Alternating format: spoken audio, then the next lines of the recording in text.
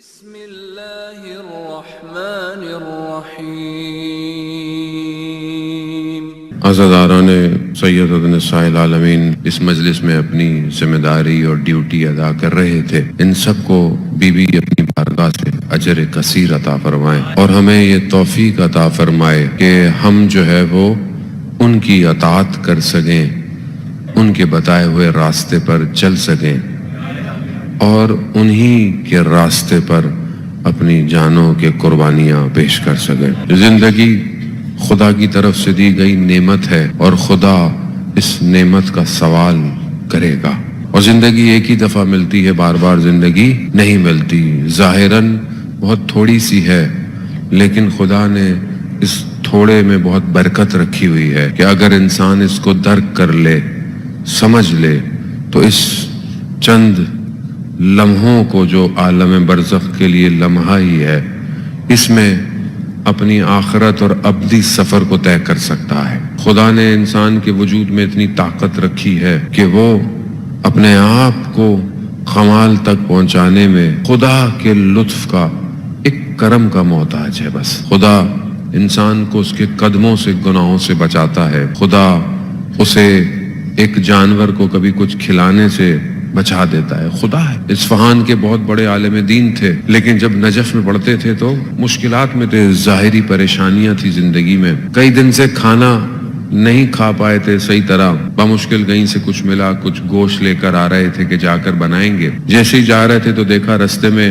جو ہے وہ اتنا کمزور ہے کہ اس کی جسم کی ہڈیاں نظر آ رہی ہیں اور وہ اپنے بچوں کو غذا دینے سے قاصر ہے، تو ان کو اس کے اوپر حیا آ گئی، یہ خود ویسے بھی کچھ دن سے نہیں کھا رہے، چلو اسی کو دے دیتے ہیں، اور وہ جو تھا وہ اسی کو دے دیا اور اس نے کھایا اور اس کی اندر طاقت آئی۔ اور کہتے ہیں کہ خدا نے اس کے بعد ان کو اتنا عطا کیا کہ اصفہان کا جو سلطان تھا وہ بغیر ان کی اجازت کے کوئی کام نہیں کرتا تھا، رزق فراوان دیا، عزت فراوان دی، طاقت فراوان دی، صرف ایک نیکی سے۔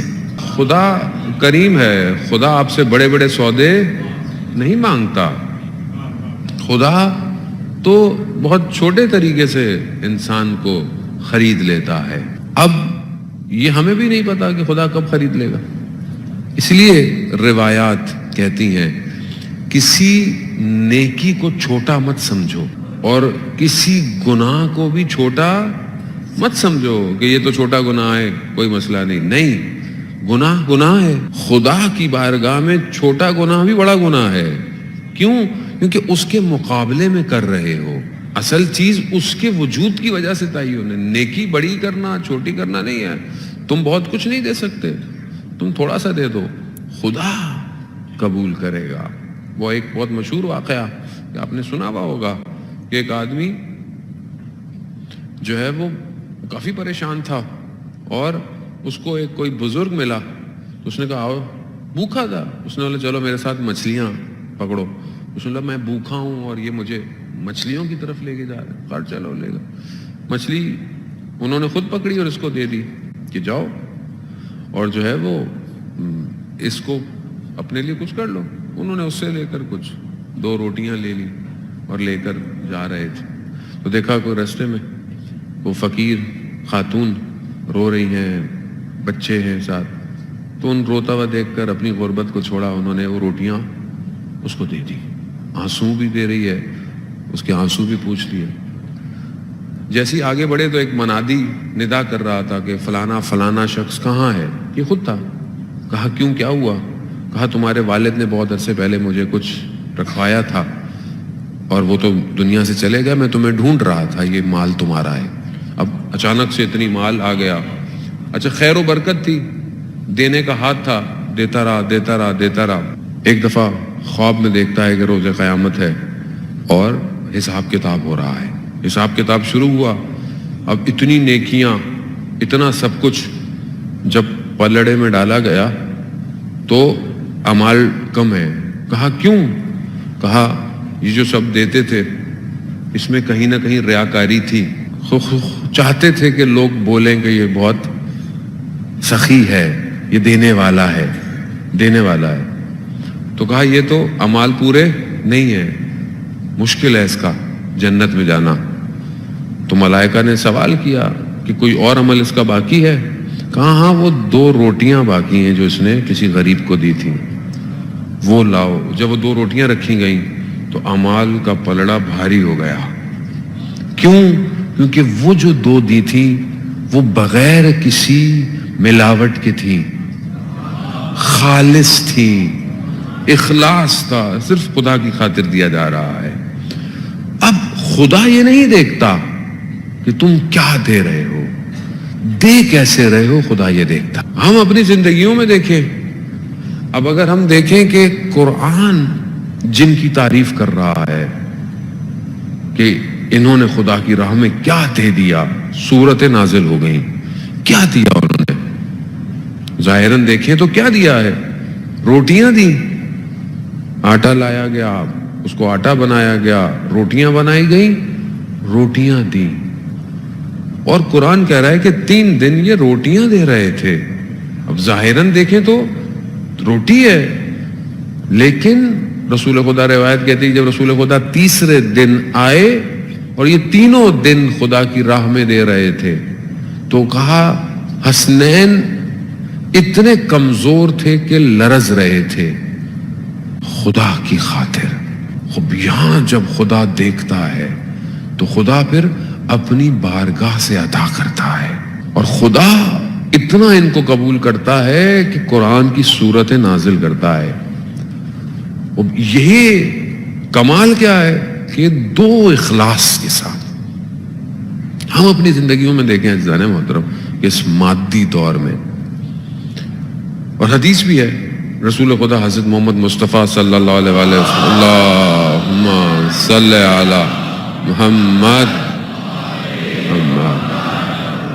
کہ جو تم خدا کی راہ میں دو گے وہ باقی رہ جائے گا. وہی باقی جو تم سنبھالتے ہو سمجھتے ہو کہ یہ بچے گا, وہ نہیں بچے گا. جو تم نے دیا ہے وہ باقی ہے اس کی راہ میں. اب یہاں پر انسان کو دیکھنے کا ویژن چاہیے کہ میں کیا بچا رہا ہوں اور کیا دے رہا ہوں. اور سب سے جو انسان کی قیمتی چیز ہے خدا اسے مانگتا ہے. انسان مال دے دیتا ہے, چیزیں دے دیتا ہے, لیکن اپنے آپ کو دینا مشکل ہو جاتا ہے. اور خدا اور اس کے اولیاء انسان سے اس کا وجود مانگتے ہیں. ہمیں جو اتنی مجلس سنتے ہیں, عزاداری سنتے ہیں, کربلا بار بار سنائی جاتی ہے, اس کا مقصد کیا ہے؟ کہ ہم اس نقطے پر آ جائیں کہ ہم اپنے آپ کو خدا کی راہ میں دیں. خدا ہم سے یہی مانگتا ہے. اصل ہم اگر خدا کو دے بھی دے تو ہم کوئی بڑا کام نہیں کر رہے. کیوں؟ کیونکہ ہم ہیں ہی خدا کے. ہم اگر اس کو اپنے آپ کو دے بھی دیتے ہیں تو ہم نے کوئی باہر سے چیز لا کے تھوڑی دی ہے اس کو, یا ہم خود مالک بھی نہیں تھے اس کے. اصل مالک بھی وہی ہے. ہاں ایک بات ضرور ہے کہ ہم جو اس کا اپنا ہے اسے دیکھ کر خود کمال پہ پہنچ جاتے ہیں. یہ نقطہ ظریف ہے کہ تمہیں کوئی اور کچھ دے اور بولے کہ واپس دے دو مجھے, تو آپ بولے کہ کمال تو نہیں ہے, یہ تو چیز تھی آپ کی. کہا ہاں اب آپ بندگی انہی سے سیکھ سکتے ہیں نا, اور کون سکھائے گا بندگی؟ خود کہتے ہیں کہ تم خدا تک نہیں پہنچ سکتے ہمارے بغیر. عزیزان محترم خوب اپنی زندگیاں ایسی گزاریں. یہ جوانی میں موقع ہے, پھر نہیں ملے گا موقع. اور جس نے جوانی میں خدا کے لیے کھڑا ہو گیا اسے پھر زندگی ہلا. المومن جبل الراسخ ہے. مومن ایک محکم پہاڑ کی طرح ہے, بن جائے گا, اور اتنا اس کے وجود سے نور نکلے گا. دیکھیں خود جنت میں جانا کمال نہیں ہے کوئی کہ آپ خود جنت میں چلے جائیں. کمال یہ ہے آپ اپنے ساتھ 100 کو لے کے جائیں. یعنی آپ اس قابل ہوں کہ آپ بولے میں 100 کو جنت میں لے کے جاؤں گا. کیسے ہوگا؟ وہ تبھی ہوگا کہ جب رات کی تاریکی میں آپ ایسے چمکیں کہ ملائکہ آپ کو دیکھیں کہ دیکھو روئے زمین پر خالق کے بندے عبادت میں چمک رہے ہیں. اب یہی بندگی ہے جانا محترم. کوئی ہارڈ فارمولا نہیں ہے. دین سخت نہیں ہے اتنا, دین آسان ہے. ہم نے سخت بنا دیا ہے. دین آسان ہے. جب آپ اس کی بارگاہ میں اٹھیں گے تو آپ دن میں سارے کام صحیح کریں گے, یہ آپ یاد رکھیں. اور ظاہر ہے آپ کو خود شرم آئے گی، یار میں رات کو خدا کی عبادت بھی کر رہا تھا، صبح کسی کا حق کھا رہا ہوں، کیسے کھائیں گے آپ؟ ہو ہی نہیں سکتا۔ یا یوں کہیں کہ یہ رات کی عبادت خود گناہوں سے دور کر دے گی، خود گناہوں۔ اگر آپ چاہتے ہیں، میں نہیں کہہ رہا، یہ چھٹے امام جعفر صادق علیہ السلام، اللہم صلی علی محمد،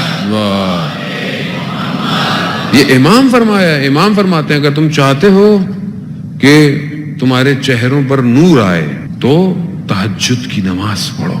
یہ چہرے کو نورانی کریں گے تو روح کو تو پتہ نہیں کہاں لے کے جائیں گے۔ یہ خوب انسان جب اس طرح تربیت یافتہ ہو، اور جب آپ کا بچہ آپ کو یہ دیکھتا ہو کہ میرا باپ رات کی تاریکی میں کسی کو سجدے کرتا ہے، کیا بچے کی تربیت ہوگی؟ خود سوچیں آپ۔ اللہ اکبر، عشق یہی ہے، کچھ نہیں کام آئے گا، میں آپ کو بتا رہا ہوں، سب رہ جائے گا یہی، وہی ہے وہی رہے گا۔ اسی کے پاس آئیں، اسی کی بارگاہ میں آئیں۔ زندگی کے جو مشکلات اور یہ معاملات ہیں، یہ اس کے لیے کچھ بھی نہیں ہے، سارے خزانے اسی کے ہیں۔ وہ جو چاہتا ہے وہ دیں اسے، وہ خزانہ، وہ قلب آپ کا ہے، اسے آپ کا قلب چاہیے۔ آیت اللہ غازی طباطبائی بیان کرتے تھے کہ دل جو ہے وہ صرف خدا کے لیے ہے، اسے کسی اور کو کرائے پہ مت دینا۔ اسے نہیں کہ اس کا ایک کمرہ کسی اور کو دے دوں، ایک کمرہ کسی اور کو دے دوں، ایسا نہیں ہو سکتا۔ یہ پورا کا پورا چاہیے، پورا دیں خدا کو۔ پھر دیکھیں آپ دنیا کہاں ہوتی ہے، آپ کے پیچھے، آگے، دائیں بائیں، سب۔ اور اس کا اصل ہدف ہی یہی ہے کہ جب آپ خدا کی طرف بڑھیں گے تو خدا آپ کو آپ کا وظیفہ یاد دلا دے گا۔ دیکھیں تمہارا مقصد اس وقت امام کی نوکری ہے، تم نے امام کی نوکری کرنی ہے، کیونکہ خدا کو روئے زمین پر سب سے زیادہ عزیز یوسف زہرا ہے۔ یہ خدا کو سب سے زیادہ پسند ہے، خدا کا پسندیدی ہستی ہے۔ ائمہ انتظار کرتے رہے، ہر امام نے یہی کہا، خاص طور میں چھٹے امام کہتے ہیں کاش میں ہوتا آخری زمانے میں۔